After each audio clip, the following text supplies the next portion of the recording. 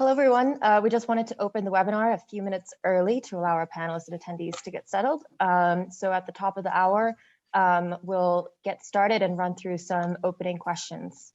Thank you.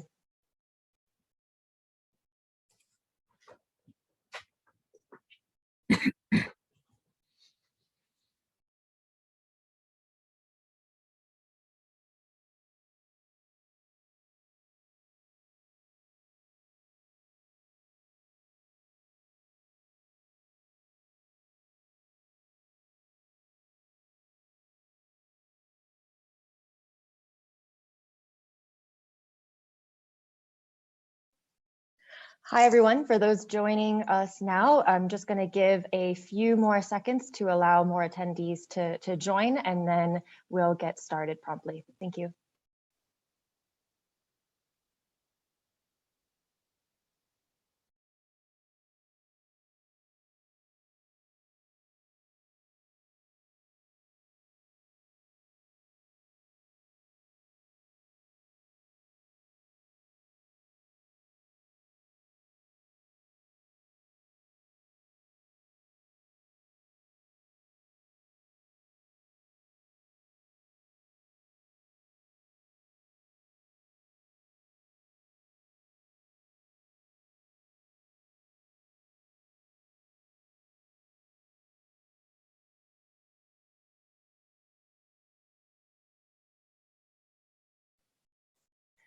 Welcome, everyone. Good morning and good afternoon, based on where you're joining us from.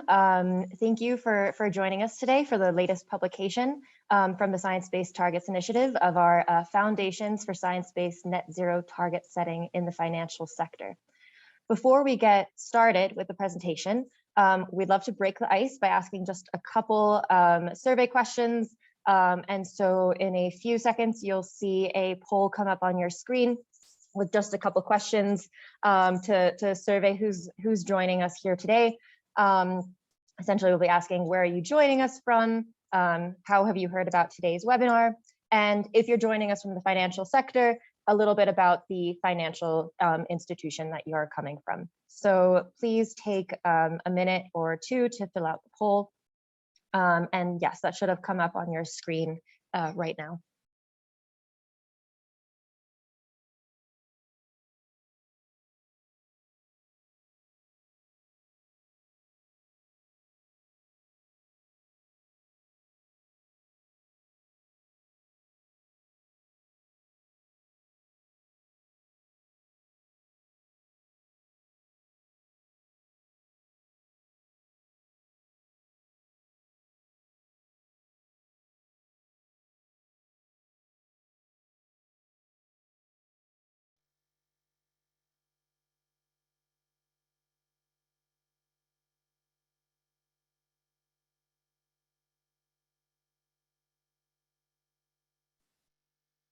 Thank you to everyone who submitted their answers to the poll so far.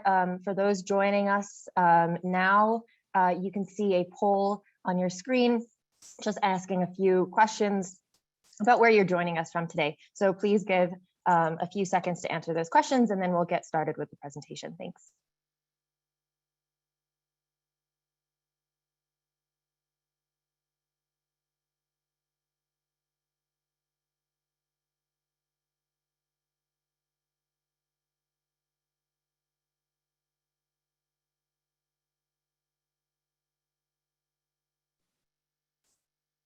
Wonderful. So I think we're going to close the poll.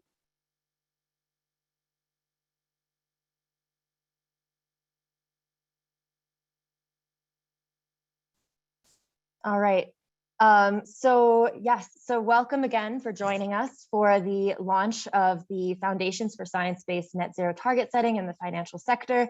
It looks like we have a very large attendance here today, so I'm just going to briefly read out the results of the poll that you just filled out. So looks like we have about 60% of our attendees joining us from Europe, followed by almost 20% in North America, 15% in Asia, and then we also have some joiners in Latin America, Africa, and Oceania. So thank you for joining us today. And then in terms of the types of financial institutions that are joining us, it looks like we have quite a big range. Actually, the large percentage joining us are not from a financial institution, and then the rest, large percent from the banking sector, from asset management, private equity, insurance, financial consultancy, and finance NGOs. And then finally, we have a large percentage of financial institutions who are already committed to net zero publicly, and a large amount that still plan to do so. And yes, so sounds like most of you found out about this through our email invitation. So again, thank you for joining us today, and I'll get started with our introduction to the event. So today's event is being recorded. So we will share the recordings with you after the session to those who registered to the event. My name is Paulina Tarrant. I'm the Net Zero Engagement Manager for the Science-Based Targets Initiative, and I will be introducing our agenda, our speakers, and facilitating our Q&A at the end of the session. Next slide, please.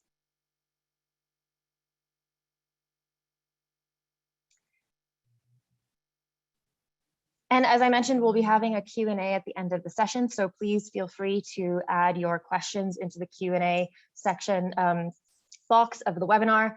We'll be answering those throughout the session and answering some of those live in the last portion of this webinar. So we'll be beginning today with an introduction, giving a background on the SBTi, the initiative's role in the finance sector, and the need for clarity on what net zero means for the financial institutions. We'll then be diving deeper into the SBTi's Net Zero Standard for corporates that was released in October of last year, and how today's publication is a continuation of that team's work. We'll then explore the findings of the Net Zero Foundations for Financial Institutions paper, including some key definitions, mitigation tactics, guiding principles, and the role of carbon credits and more. And finally, as I already mentioned, we're going to conclude with a discussion session. So again, please make sure that you're asking your questions in the Q&A below so that we can make sure our team can reply with a written response or with a live response at the end of the session. Next slide, please. And then finally, I'd like to introduce our speakers for today's events. So we have Nate Aiden, who is the Finance Sector Manager for the SBTi. He'll be giving the introduction to the work of the SBTi Finance team, and we'll share next steps for involvement at the end of the webinar. We have Emma Watson, who is the SBTi's Senior Net Zero Manager. She's going to be sharing more about the corporate net zero standard and how this publication fits with that. And then we have Owen White, who is the Portfolio Decarbonization Manager for the SBTi, and he's going to be sharing the findings of the Net Zero Foundations for Financial Institutions paper. Now, I'd like to turn things over to Nate, and we'll begin with today's presentation. Thank you. Thanks very much, Paulina, and welcome everyone. Great to see many people attending our webinar today. So I'll just start with an overview of last week's Ipcc report. Last week, the Ipcc released its 6th assessment report, and the 3rd working group is focused on mitigation. And this is an extensive report that has been years in the making, but here we're just summarizing 6 of the high-level findings from the Working Group 3 report. As the SBT initiative, one of our roles here is to bring the current climate science to the private sector for target setting. So we're in the process of assessing the Working Group 3 report, and we'll be incorporating it into all of the initiatives, resources, and sector pathways, and target setting methods and criteria. But in the meantime, just for some context here, here are 6 of the high-level points from the report. So the first is that emissions need to peak in the next 3 years for us to be able to have a chance of achieving the 1.5 degree stabilization goal. The second is that there's no room for additional fossil fuel infrastructure in terms of additional emissions from existing resources already exceeding 1.5 degree stabilization levels. So there are obviously problems with stranded assets there. The third is that carbon removal will need to play an important role, will need to be scaled up. And that leads to the next point, where climate finance needs to really improve very rapidly for us to have a chance of achieving 1.5 degree stabilization. And so we're looking at 3 to 6 times the level now in 2030 to achieve this.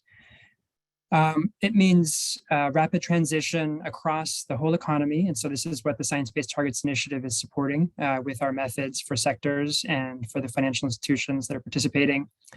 And finally, for the finance sector, which is what we're focused on with this work, it means, redirecting global capital, but also looking across all sectors and geographies. And so that's part of what we'll be talking about in the presentation today. The next slide just gives a summary of our growth. And you can see that since we launched in 2015, we've grown exponentially. And now we are to the point actually where science-based targets cover nearly 40% of the global economy in terms of total assets under management or private company value. And so it is becoming a more standard practice across companies in the real economy. And we're also starting to see very rapid growth with financial institutions. In October of 2020, we published our financial institution near-term framework for setting science-based targets on investment and lending portfolios.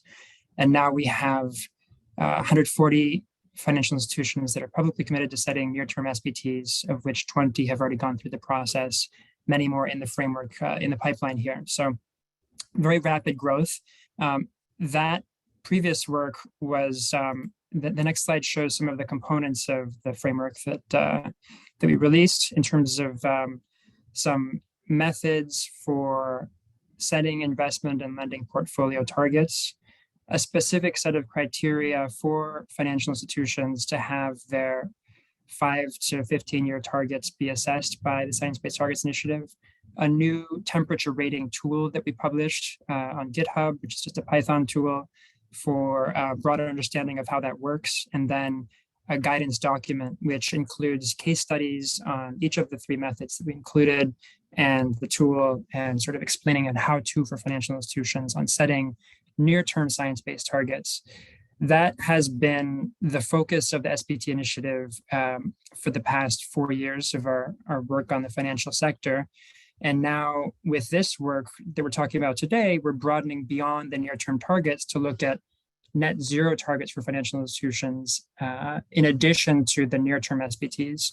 And as with our work with companies in the real economy, this is looking beyond strictly emissions-based targets to look at broader formulations, broader alignment. For financial institutions, that's particularly material in terms of contributions to capacity building, research and development, and new areas that are sort of beyond our traditional remit. And so that's part of what we're talking about with this foundations paper today. The next slide gives an overview of the process that we're in right now. And so we're developing a standard for financial institutions to have their net zero targets be assessed by the Science Based Targets Initiative. And we see sort of 4 steps in this process. So the first is definition of net zero for financial institutions and presenting some guiding principles. And that's what we're doing in this foundations paper that we're releasing today. And then these feed into the standard development process, which we'll be doing over the next year, which is focused on criteria development and broader guidance for financial institutions to have net zero targets. The next slide gives an overview of just sort of the milestones on this process. So last year at COP26, we released the draft of this document, and today we're releasing the revised version. We did a stakeholder engagement process last November and December, which was well attended with a few workshops and a survey that more than 130 people filled out. So we appreciate that. And what we're presenting today is the revised version of that paper that incorporates that feedback from all of you. And this is, again, a foundation for this standard development process that we're now commencing today. So we will, as Paulina said, be presenting some background on the corporate net zero standard that we developed over the past couple of years, and then what's included in this paper today. And then we'll have some discussion of next steps and then open up to discussion with all of you. So as Paulina mentioned, we welcome you to put questions into the question box here, and we'll have some time for discussion at the end. Now I will pass it to Emma Watson to talk about the net zero standard development process for corporates. Over to you, Emma. Hello, everyone. Thank you very much, Nate, and thank you to everyone who's here today. It's great to see so many people on the line. So as Nate and Paulina mentioned, I'm going to talk a bit more about the net zero standard development process that we went through for corporates last year and how it relates to the standard development process that is beginning today for financial institutions. So what you can see here on this slide is that we are now undertaking a process that is equivalent to the corporate net zero standard for financial institutions. So beginning in in September 2020, we released a foundations paper for science-based targets net zero in the corporate sector. That really spelled out the foundations for the work that we then went on to do to develop the standard to assess companies' targets through the Science-Based Targets Initiative. So very similarly, we're going to follow the same process for financial institutions. We will build on the learnings and the success of the corporate net zero standards that we've already have from the launch back in October of this year. So really, the goal is to define target setting principles that enable financial institutions to best use their influence to achieve economy-wide net zero emissions by 2050. So if we move on to the next slide, please, I will just go into a bit more detail about the corporate net zero standard development process that we undertook and launched back in October last year. So really, that process, as mentioned, it all began with the publication of the Net Zero Foundations paper for corporates back in September 2020. So today we're launching the publication of the Net Zero Foundations paper for financial institutions. So really for FIs, we're at the beginning of this timeline, as you can see here on the screen. So after that paper was released, we then set up an expert advisory group in October of 2020. So that was quite a large group. It was a diverse group as well of 42 experts from civil society, academia, and business. So we'll be looking to do something very similar for the financial institutions sector as well. Once we had set up that expert advisory group, we then worked with them to develop criteria that companies' targets would then be assessed on. So that went to public consultation in February and March of 2021.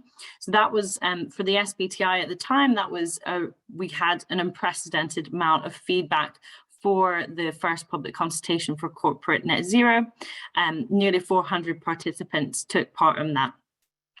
So after we had put those criteria to public consultation, we then went through a road testing process in the summer with 84 companies.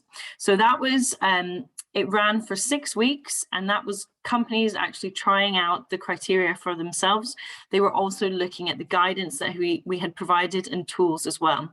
And that gave us some really practical feedback that we were then able to implement before going to a second public consultation and then launching the corporate net zero standard on the 28th of October last year, just before COP26.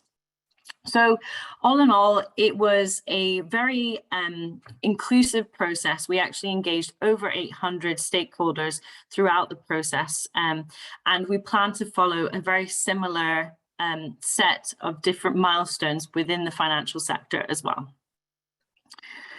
And so on the next slide, we'll just go into a bit of detail here about the corporate net zero standard and the framework for target setting for corporates.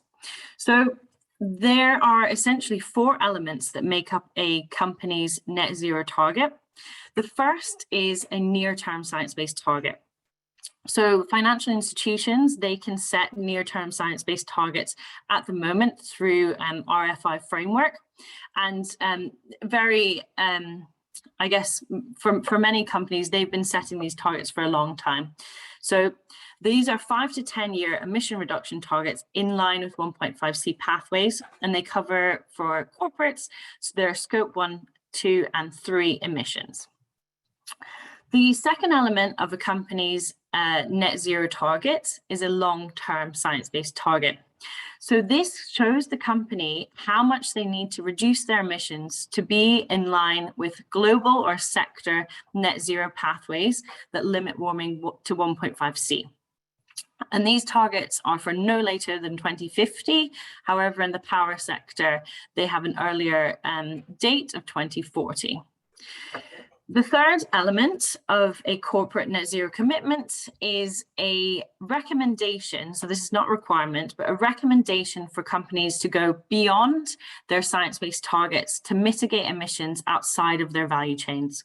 So some examples of what that might look like for a company would be purchasing high quality jurisdictional RED+ credits or investing in direct air capture and storage, to just give 2 of many examples. The final element of a company's net zero target is a commitment to neutralize any emissions that remain when they reach their long-term science-based targets. So those emissions that are left when the company reaches their long-term SBT, which for most companies is going to be about 10% maximum of their base year emissions. So they need to be permanently removed and stored for the company to then reach net zero. So the idea of showing this is just to give an understanding of what this means for corporates and some of the work that we're going to be building off of in the financial institutions standard development process. On the next slide, we will just talk about some of the questions that are still open for financial institutions. So through the corporate net zero standard development process, we did look to some of these questions and apply them for corporates, and we came up with various different approaches. So I'm going to go through those now and then talk about the questions that we're still going to look to answer through the FI process. So first of all, we were looking through that process to define what net zero meant and when a company could claim to be net zero. So we defined that as when the company achieves a scale of value chain emission reductions consistent with the point of reaching global or sector net zero in 1.5C pathways. So thinking back to the last slide, that's the long-term science-based target. And then finally, neutralizing the impact of any residual emissions by permanently removing and storing an equivalent volume of CO2. So that's how we defined that for corporate net zero.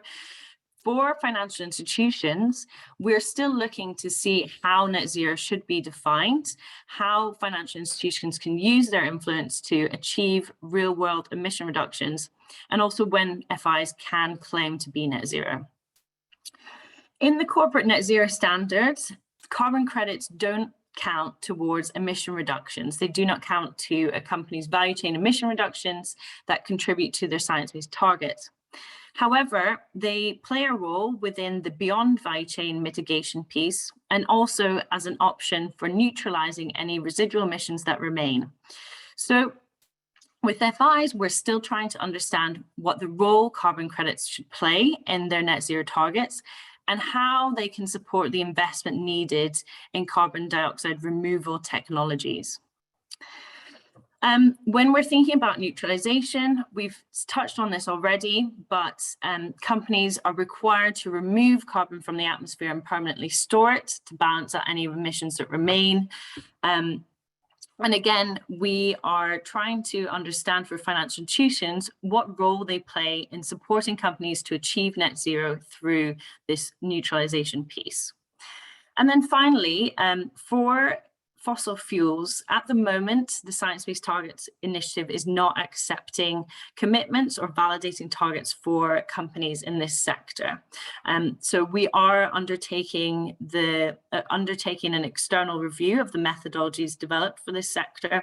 So at the moment, they're on pause. So you can find out more about that on the oil and gas page of our sector development page on our website.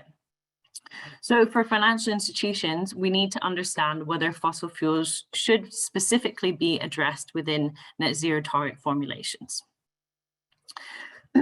So, and just to give you an understanding of all of the different elements that are involved in this project that we're embarking on today. So I won't go through these in a huge amount of detail, but there is going to be quite a bit of technical development that goes into this process. So developing methods, tools, looking at different scientific scenarios, thinking about portfolio neutralization. We're going to be doing a lot of engagement with companies and other stakeholders as well. So that will be through our expert advisory group, as well as road testing webinars like today. We'll be trying to regularly communicate with our stakeholders through blogs and case studies in our newsletter. We will then be also thinking about how we then validate the targets. So we are most likely to go through a pilot validation of companies developing resources like the submission form. And of course, the main aim is to develop the standard. So there will be criteria and a manual and perhaps other guidance that goes alongside that. Fantastic, thank you very much. So that brings me to the end of this section, and I will now pass over to Owen White, who will take you from here. Thanks again. Thanks so much, Emma. Hi, everyone. Yes, I'm going to take you through a little bit of the overview and the insights from the foundation's paper itself. So on the next slide, you will just be able to see the steps that we followed as part of the development process. And as Nate mentioned at the beginning, this is very much a kind of a foundation's paper to look at some of the key concepts that we can ultimately build on as we move forward in the actual criteria and development process. But effectively, as part of this paper, we looked at 5 kind of key steps when looking at the overall net zero space. So the first was understanding the landscape, so deconstructing how current financial institutions are actually setting and committing to net zero. And from that, then we were able to look at some of the key guiding principles that we think are important for the formulation of a net zero definition, and then ultimately for net zero targets. We have discussed some approaches to actually defining net zero. And then from that, looking at relevant strategies, metrics that are currently being used by financial institutions, and then finishing with some target formulation and tracking elements, particularly on the role of carbon credits and offsets, and on the role of fossil fuel financing and what role it should or should not play in net zero target setting. So I'm going to go through these aspects now to give an overview, but this will all be built upon with specific criteria and guidance as we move forward with the standard development. So the next slide just gives an overview of kind of the landscape itself. So we see here now that over 130 trillion US dollars are now actually committed to net zero, but there's currently no standardization of how we would actually evaluate and validate any of those forthcoming targets. From our analysis of the landscape, we're seeing that the targets are differing in 3 key dimensions. So first of all, the boundary. There's a lot of different types of financing activities and emissions that are currently being captured under different types of targets. And there's little standardization of what should be considered within scope in any given net zero target. We're also seeing a lot of variation across the time frame the targets are being set. So both long-term and short-term targets are being set by financial institutions to kind of track progress against their goals. And finally, and most importantly, is the different mitigation strategies that are being implemented to achieve these net zero goals. And these range all the way from engaging with portfolio companies to investing in climate solutions, sector reallocation, and all the way down through divestment and excluding specific companies from portfolios. So what we're seeing is that these variations currently are making it very difficult to compare goals, to assess progress, and really then to evaluate some of the credibilities of these targets and how financial institutions will actually achieve these net zero goals. So the next slide goes into a little bit more detail on some of these mitigation strategies. What we really observed was there's a lot of different variation of how financial institutions are intending to neutralize their impact on the climate and also to support global net zero goals. And we're seeing that there's typically a combination of tactics are being used when it comes to actually setting these net zero targets. And they range from, as I kind of mentioned, divestment and exclusion, all the way through to engaging with portfolio companies, reallocating to lower intensity sectors, or reallocating to best performers within sectors.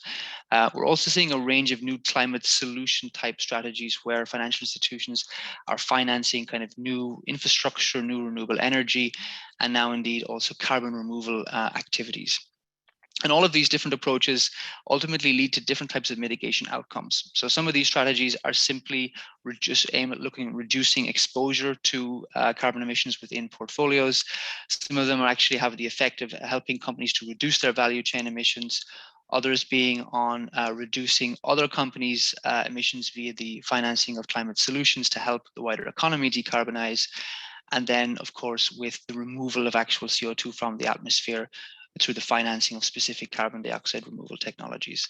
So there's a lot of variation we're seeing are being kind of put into these targets. And really what we try to do in the foundations paper is kind of map out a lot of these approaches to see what is most kind of credible and what should be the key principles that should flow into actually designing net zero targets. The next slide actually then discusses some of these principles. These were developed throughout our consultation process and refined with a lot of feedback from users. But we settled finally on 4 key principles that we think are necessary to ensure the credibility of any net zero approach. So the first being on the concept of completeness, and that financial institutions should be addressing all relevant sources of operational but financing activity. So anywhere where they have the ability to influence specific activity in the economy should ideally be captured as part of any net zero approach. The second key principle is science-based ambition. So in accordance with the latest climate science, and we see that now just this week from the Ipcc, but that financial institutions should be transitioning and aligning their activities with 1.5 degree pathways that ensure the global economy can actually reach net zero emissions before 2050. The third key principle is on the concept of real economy impact, where financial institutions should really be using their influence to engage companies in the real economy to see real world emission reductions, and not simply trying to reduce exposure to emissions within given portfolios. The final principle then is kind of built upon this, which looked at the concept of that net zero targets should be promoting both the financing of decarbonization efforts, but also in the financing of the necessary climate solutions that will be needed for the wider economy to reach net zero. So on the next slide, then, we will just kind of highlight how we used some of those principles and discussions we had during our consultation process to look at this idea of how do we actually define net zero for the financial sector.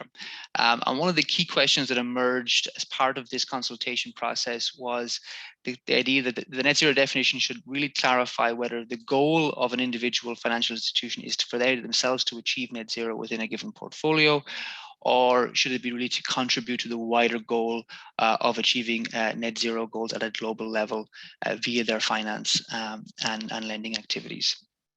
So we started with those principles that I mentioned on the last slide, and also looking at the global net zero goal to see how are financial institutions best placed to contribute. So the definition that we ultimately came up with was for FIs to be consistent with this global goal of reaching net zero emissions, and also to be consistent with those principles. 2 conditions should ideally be met. So first of all, that financial institutions should align all of their financing activities with relevant pathways that limit warming to 1.5 degrees with no or limited overshoot, and then also to neutralize any residual emissions through the financing activities that permanently remove an equivalent source of carbon dioxide. So this is the kind of the foundational definition that we will be using then to build the specific criteria and guidance. And one aspect of this then is the conditions for financial institutions to make claims of achieving a particular state of net zero, or for claiming that they are aligned with net zero. So this is not specifically dealt with in this paper, but it is going to be a key question emerging if, based on the types of metrics and methods that financial institutions are using, how can they build upon this definition to actually make claims of achieving a certain state of net zero. So the next slide actually then just highlights some of those strategies and metrics that we looked at that are currently being used in terms of actually tracking progress towards these net zero goals. And we have classified these in three broad areas that we're seeing emerging. First of all, on this concept of portfolio emissions, where claims really are being made on the tracking of emissions associated with financing activities. So financial institutions are reducing financed emissions along sector pathways, and then also financing an equivalent amount of negative emissions or carbon removals, and they're using these to kind of claim net zero. And a lot of different metrics, the kind of widely used metrics available in terms of financed emissions. So we're seeing absolute portfolio emission types, portfolio-wide intensity type metrics, and sector-based physical intensity metrics. The second kind of key approach that we're seeing is this concept of portfolio alignment, where net zero claims are based on assessing the relative level of alignment of portfolio companies. And the goal really being reaching a state where all portfolio companies are aligned to net zero pathways and then ultimately achieve net zero. And there's many metrics that are being used in this, including kind of binary target measurement. Does the portfolio company have a net zero target or not? We're also seeing kind of new capacity-based metrics and indeed new temperature rise metrics being used for financial institutions to track progress in terms of how aligned their particular portfolio is with the net zero goal. And then the final aspect being this concept of portfolio contribution, where net zero claims are based on shifting financing towards technologies that are needed for the wider economy to actually achieve these net zero goals.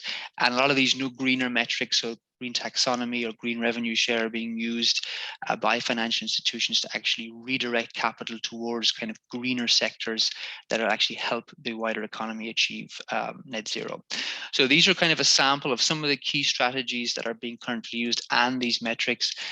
We will be kind of assessing these in a lot more detail in the standard development process and actually testing some of these approaches to see which metrics, which methods are most suitable that will allow institutions then to align with the principles and the definition that we have just outlined. So the next slide then just goes into a little bit more detail on some of these other aspects, key aspects of target setting. So the first on the role of carbon credits and offsetting. As Emma mentioned at the beginning, in terms of the corporate standard, we really built a lot of this work from the precedents we have set at the corporate standard. And this will really highlight that, as aligned with the corporate standard, financial institutions, shouldn't be claiming net zero via the purchasing of carbon credits. However, we do recognize that financial institutions have a very important role to play in the financing of necessary carbon removal solutions, and that ideally net zero targets should reflect and incentivize this financing. In the consultation process, this was kind of a key point of feedback, was that the financial institutions are needed to generate and to kind of invest in some of these new emerging technologies that would be necessary to generate kind of carbon credits and carbon removals. So when we look at it in terms of what we have done on the corporate standard, in the transition to net zero, companies can purchase carbon credits as optional compensation, but they would not be allowed to use those to claim net zero. And at net zero, as Emma has mentioned, that they'll have to neutralize any residual emissions with permanent removal of an equivalent amount of carbon. When we're looking at this from a financial institutions perspective, we want to highlight that, and in this transition to net zero, FIs play a really important role in market development via the direct financing and investing in new carbon removal projects. And when it comes to kind of at net zero and the claims that can be made, there is some open questions around how financial institutions can best support neutralization, and this could potentially be done at the individual portfolio company level, or indeed at a wider level of the portfolio. So this was a kind of a major aspect of the consultation was to look at this idea of what is the role of financial institutions when it comes to addressing any residual or unabated financed emissions across different asset classes and different sectors. And in the paper, we've kind of explored two potential approaches that could be used. So the first, what we call portfolio balancing, where financial institutions, they balance positive and negative financed emissions through the financing of carbon removal activities. So very much here that the burden of net zero, if you like, is placed on the financial institution, and they'll be looking at this from a portfolio-wide perspective. Or the second option then, when the financial institution, they look to support their individual portfolio companies to help them actually achieve net zero. So this is very much is that the role of financial institution then is to support those real economy companies and to try to get as many of those real economy companies to achieve that net zero status. So these two issues in particular will also be explored a lot more as we move into the standard development to see what are the best approaches for using kind of carbon credits and neutralization as we look to align portfolios. And then the next slide just goes a little bit on the fossil fuel financing, obviously a very important part of net zero target setting. From the consultation process, the vast majority of respondents agreed that financial institutions should explicitly include fossil fuel financing as part of their net zero targets. And as we work towards actually completing the detailed methodology work for the oil and gas sector, we have actually developed, as part of this paper, a disclosed transition phase-out model that is intended to guide the financial institutions' net zero target formulations. And this approach is essentially looking at kind of these three steps, where financial institutions would start by disclosing all fossil fuel related activities and also distinguish between what's kind of status quo financing versus the financing of transition activities in these sectors. The second element of transition then focuses on financial institutions engaging with fossil fuel companies to adopt net zero targets and action plans, with divestment really only being an option for companies that are unable or unwilling to transition in line with net zero pathways. And then the final phase out of financial support to all existing coal assets by 2030 or oil and gas assets by 2040 for companies that are not on a credible transition pathway. So we see this kind of proposal as serving as a good foundation for how we would actually then develop specific targets for fossil fuel financing. And I will finish then with just my last slide in terms of, there's a lot of kind of key questions have also emerged that we have not answered as part of this paper that will form the basis of the actual standard. Just a couple of kind of key ones here. The first being on the definitions in terms of how should the net zero definition and different mitigation strategies apply to different types of financial institutions, given that different types of financial institutions have very different roles and abilities to influence the real economy. Also on the role of climate solutions, how should climate solution financing be captured as part of net zero targets, especially given the fact that the metrics are quite new and it can be often quite difficult to link those to science-based scenarios. As I mentioned before, on the concept of net zero claims, what would be the specific conditions that an FI needs to meet to claim that they're actually aligned with global net zero goals? And then finally, a question on our existing near-term framework. How should this framework be evolved to ensure that it is fully consistent with the new emerging net zero framework? So we want to ensure that both the near-term and the long-term target frameworks are indeed fully consistent. So I will actually hand you back to my colleague Nate, who will just finalize and give an overview of some of the next steps. Excellent. Thank you very much, Owen. And that was a whirlwind tour of the Foundation's paper that we're publishing today. So I hope that you all absorbed that. But now I'll be talking a little bit about next steps before we get into discussion. So the next slide just gives an overview of this process. And really the point of today is that we have this updated Foundation's paper that responds to the earlier stakeholder feedback, as Owen described. And now we're inviting all of you to join in the standard development process. And so you can see some of the key milestones for that process here in this slide. So the first is that we'll be establishing a new net zero expert advisory group for the financial sector work over the next few weeks. And we'll be sharing how you do that today. Then we'll be developing some initial draft criteria that we'll do 2 consultations on over the next several months, and then we'll eventually launch that standard about a year from now. So that's a broad overview of the process. In terms of how all of you can get involved, the next slide gives an overview of some of our groups here. And so we have different levels of engagement. And so one is through just our website, which I just put in the chat box, where you can sign up to our stakeholder email list. And that is something that has a few thousand people already. And you're welcome to join if you're not there already. And that's where we share resources such as this publication today or the announcement for today's webinar. I think that's how many of you heard about it. Another one is the forum that we've set up, which we use for answering questions and discussion. So thank you, Donald, for posting that. Then another one is the expert advisory group that we're developing for this particular standard development process. And so the terms of reference and information, the expression of interest or application form for that is available on this link that I just put in the chat box.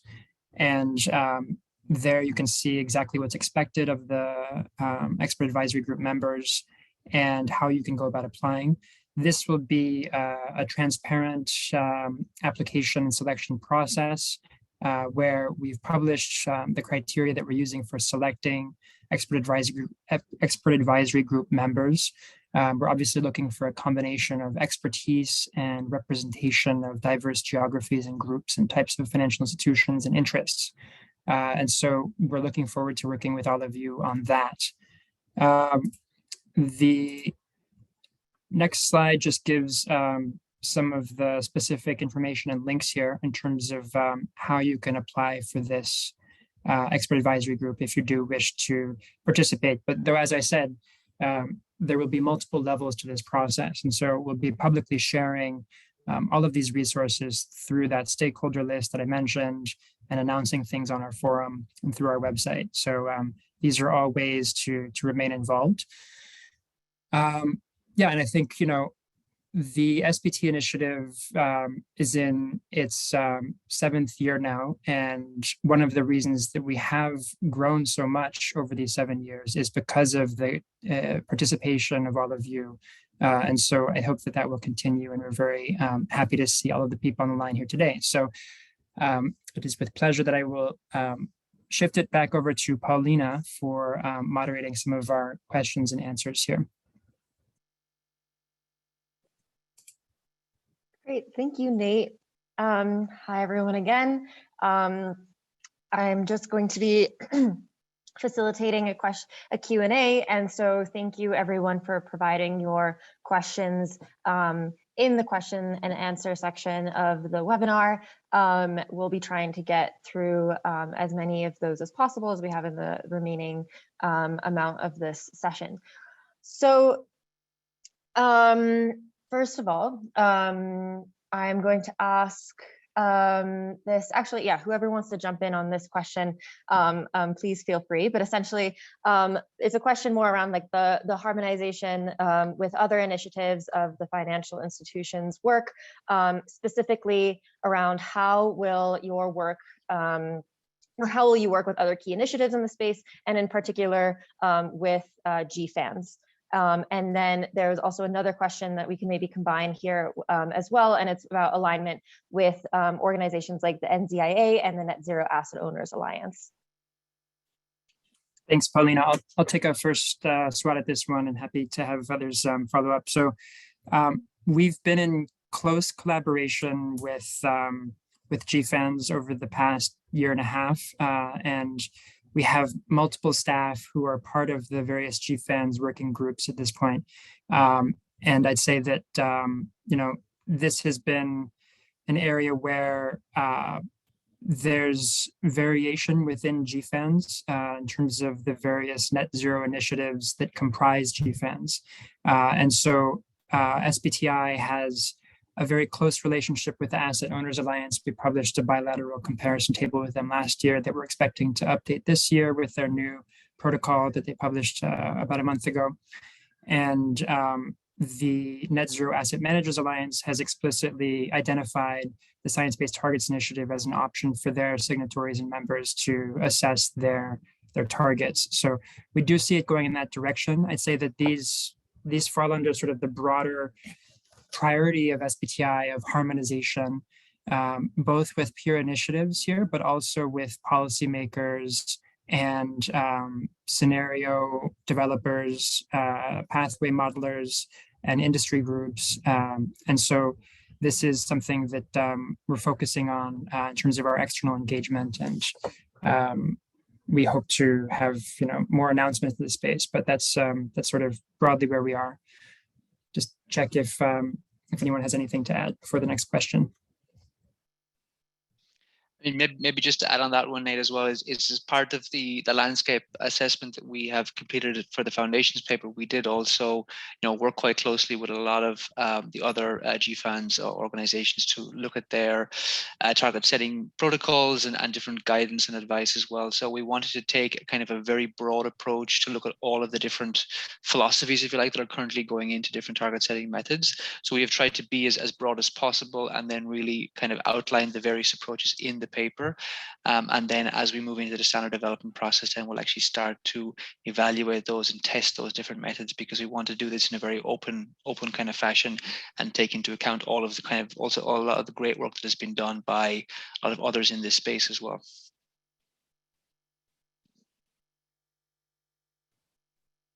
Great, thanks, Nate and Owen. The next question from the audience is one that's a bit more of a clarification question on the documents that have been released. Essentially, how is version 1 of the Foundation's paper different from version 0? And also, how does this relate to the pilot guidance for the financial sector? Yeah, thanks, man. I'm happy to take that one. We probably should have clarified this up front, but in terms of the foundations paper with the evolution, so the version 0, if you like, was the consultation version that was released back in November. And that was a version of this paper that we launched for public consultation. We received over kind of 130 responses to that paper, and there was a number of workshops that were conducted, a number of public workshops, and also additional workshops with a lot of the GFANZ initiatives and other kind of relevant groups. So we had a lot of feedback and refinement of the version 0 of the paper that have gone into the final version that is actually published today. And in terms of how that relates to our existing existing SBTi and near-term framework for financial institutions, I think the key thing to be aware of here is that the current target setting framework that we have is only for midterm targets. So this is for financial institutions to already start setting their midterm SBTs. And this net zero work will really look at it as kind of a complementary approach to set additional net zero targets. But net zero targets really only have credibility when they're also accompanied by these medium term targets to ensure that kind of midterm accountability. So these two standards, both the near term framework and the net zero framework, will ultimately work in parallel and give financial institutions the ability to set both types of targets. Thanks, Owen. I think this next question will be for you, Nate, around the relationship with the oil and gas sector. So we had a comment from the audience around the IEA and the Ipcc defining that we need to stop investing in new fossil fuel supply. However, oil and gas companies have not taken such commitments. And the question is around how can a financial institution claim to be net zero aligned while still providing loans or buying new bonds from the oil and gas industry? And so how will that kind of be addressed within the financial institution net zero standard? Thanks, Paulina, and thanks for this question. Indeed, this is one of the challenges of the current resources that financial institutions are using to make net zero commitments, is that there's this extremely discordant situation where you're having the financial institutions and others talking about their net zero commitments at the same time that they're investing in new coal capacity, which is obviously a complete contradiction and doesn't make any sense at all in terms of where we need to go for our energy system. So this is something that the SBT initiative is addressing and will be, again, very transparent about. As Owen mentioned, in the overview of the document that we're publishing today, we're taking a disclosure transition phase out approach so far with our work, but we will be further elaborating the oil and gas method that was mentioned in this particular question. The challenge is that there's no broad consensus now about how to address this extremely complex sector. Gas use can have mitigation impact in many countries and regions. For example, the US, for the past couple of decades, gas has displaced coal, and that's been one of the drivers of American emission reductions. But obviously, it's not a long-term solution in that gas still emits much more greenhouse gases per unit of energy than renewables. And so it's a complex topic. It's one that we are addressing. The other aspect, I would say, beyond sort of the context of oil and gas use, and obviously the context of the war in Ukraine now and the energy crisis that is engulfing many countries, is that a lot of oil and gas, in fact, isn't burned for energy. It's used as feedstocks for chemicals or plastics or fertilizer. And so aggregating all of these different uses of oil and gas is part of the challenge that the initiative is grappling with now. But this is something that we're working on and we'll be publishing, and this will certainly be included in the Net Zero Standard. Thanks for the question. Great, thank you, Nate. The next question is a little bit of the opposite of the previous question. So, again, the IEA and Ipcc also call to heavily increase green investment by 2030. So how do you think this new standard will kind of incorporate requesting green investment targets within the Net Zero Standard for financial institutions? Thanks, Ben. I'm happy to make the start on this one as well. I think with the landscape assessment, we did also see that there's many new types of targets emerging, which are kind of climate solution or green financing targets, committing, increasing financing by a certain percentage or a certain dollar or euro value or investment value to increase financing into certain solutions. So it is definitely an emerging trend that we noticed as part of this work. The question for the SBTi and for the Net Zero Standard for Finance really is what types of metrics would be appropriate to track climate solutions in the sense of how would you actually define a climate solution? And then the other aspect being, how do you define ambition in this space? So traditionally, the SBTi's work has focused on decarbonization and looking at decarbonization targets that we can very easily link to the likes of the Ipcc scenarios. The question is for targets that are looking at increasing investment and the rate of change of investment. We'll also have to ensure that we can link those to credible science-based pathways. So it is something that we will definitely look at in the Net Zero Standard development. And the question will be, should they be mandatory targets, or should they be voluntary targets that could essentially complement some of the decarbonization targets? A lot of open questions that we don't have answers to yet, that we will start to actually address. Thank you. The next question is around the process for EAG membership. And so, Emma, perhaps you could answer this one, but what is the amount of time commitment for an EAG membership? And maybe you can give a little bit more context around what the EAG looks like. Sure. Thank you, Paulina. So I think this is still to be decided completely for the financial institution sector. So we can provide more information on that later. From the corporate side, the time commitment for those participants was, so we undertook 10 different meetings actually throughout the process. Each of those meetings was about an hour and a half to 2 hours long. And there was pre-reading that was required before that. So all in all, it was probably about a 2 to 3 week time commitment from each of the participants.